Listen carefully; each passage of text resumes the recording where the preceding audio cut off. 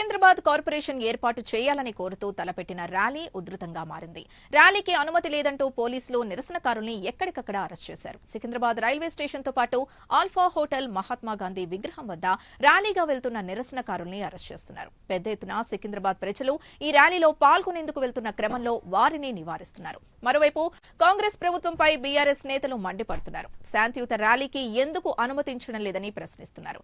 తమ అస్తిత్వం కోసం పోరాడుతున్నామని మాజీ మంత్రి తలసాని శ్రీనివాస్ యాదవ్ మండిపడ్డారు.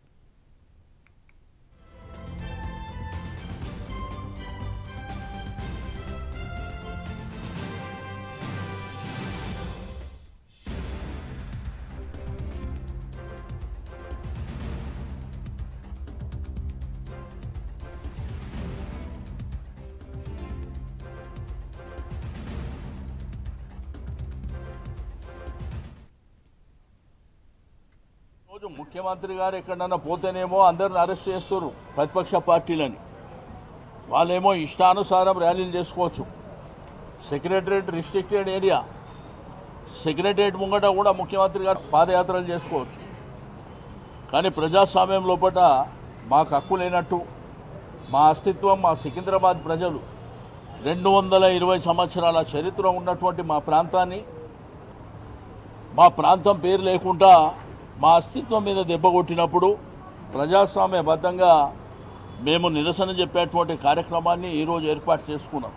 మీరు చూస్తే ఒక కర్ఫ్యూని తలపించే విధంగా కొన్ని వేలాది మంది పరేడ్ గ్రౌండ్స్ కానివ్వండి, ఆర్ట్స్ కాలేజ్ కానివ్వండి, మహబూబ్ కాలేజ్ కానివ్వండి, రాష్ట్రపతి గారు విడిది చేసేటువంటి బొల్లారం ప్రాంతం కానివ్వండి, ఆ మట్టితోని, ఆ భూమితోని మాకున్నటువంటి అనుబంధం, సంబంధం ఈరోజు ఈ ముఖ్యమంత్రి గారు మరి మా తల్లిదండ్రుల పేరే మార్చే పద్ధతిలో ముందుకు రావడం అనేది దుర్మార్గమైనటువంటి చర్య. మేము ఆ కార్యక్రమాన్ని తీసుకున్నప్పుడు ముఖ్యమంత్రి గారు ప్రెస్ కాన్ఫరెన్స్ పెట్టి చెప్పిండు, నేను సికింద్రాబాద్ జోలికి రాలేదని. కానీ బేగంపేట ప్రాంతం కానివ్వండి, బోయిన్పల్లి ప్రాంతం కానివ్వండి, మోండా మార్కెట్ ప్రాంతం కానివ్వండి, నార్త్ జోన్ ఆల్రెడీ వేరే కమిషనరేట్లో కలిపినటువంటి ఆల్రెడీ ఫంక్షనింగ్ కూడా జరుగుతుంది.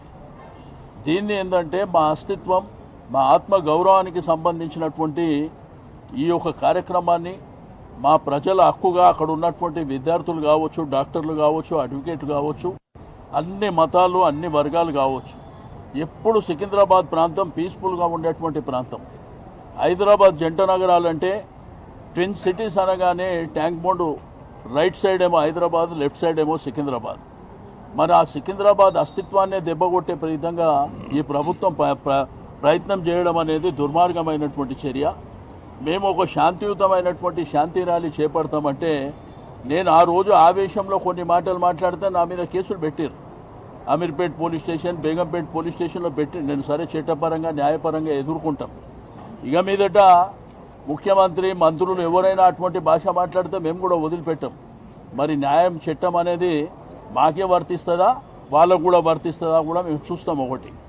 రెండోది, శాంతియుతమైనటువంటి ర్యాలీ చేపడతామని మేము అక్కడ ఉన్నటువంటి వ్యాపార సంఘాలు కానివ్వండి, అమాలీ సంఘాలు కానివ్వండి, ఆటో సంఘాలు కానివ్వండి, అక్కడ ఉన్నటువంటి బస్తీ వాళ్ళు కానివ్వండి, కాలనీలు కానివ్వండి, అన్ని వర్గాలతోని మేము వారం నుంచి మరి డిస్కస్ చేసిన తర్వాత అందరి ఆమోదం మేరకు శాంతి ర్యాలీ మేము 5 రోజుల కింద పర్మిషన్ అప్లై చేసినాం.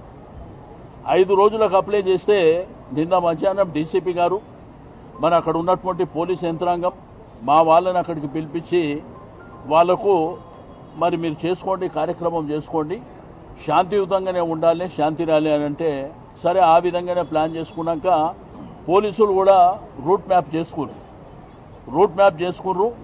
మరి మీరు ప్యారడైస్ నుంచి గాంధీ స్టాచ్యూ వరకు ఎట్లెట్లా వెళ్తారు అనేటువంటిది కూడా మేము ప్లాన్ చేసుకున్నాం. తీరా రాత్రి 10:40 అందరూ పండుకున్నాక రాత్రి వాట్సాప్లో మీ పర్మిషన్ని మేము క్యాన్సిల్ చేస్తున్నామని అంటే, మరి పండుకున్నంత రాత్రి మీకు 5 రోజుల నుంచి మేము అప్లై చేస్తే మీరు ఒకవేళ రిజెక్షన్ చేస్తే మేము కోర్టుకు వెళ్తుంటాం. అట్లా కాకుండా తీరా 10:40 రాత్రి ఈరోజు పొద్దున్న నుంచి ఎక్కడ చూసినా కానీ, ఏదైతే స్టార్టింగ్ పాయింట్ అయినటువంటి సికింద్రాబాద్ రైల్వే స్టేషన్ కానీ, మంజు థియేటర్ కానీ, క్లాక్ టవర్ కానీ, ప్యాట్నీ సెంటర్, మంజు థియేటర్, మరి అదేవిధంగా ప్యారడైస్ సర్కిల్ నుంచి గాంధీ స్టాచ్యూ వరకు కొన్ని వేలాది మంది పోలీసులని మోహరించి కొన్ని వేలాది మందిని అరెస్ట్ చేసి తీసుకుపోవడం అనేది దుర్మార్గమైనటువంటి చర్య. దీన్ని తీవ్రంగా మేము ఖండిస్తాం. ఎట్టి పరిస్థితుల్లో మా అస్తిత్వం మీద, మా ఆత్మ గౌరవం మీద దెబ్బ కొడితే మాత్రం ఎట్టి పరిస్థితుల్లో ఉపేక్షించే పరిస్థితి లేదు.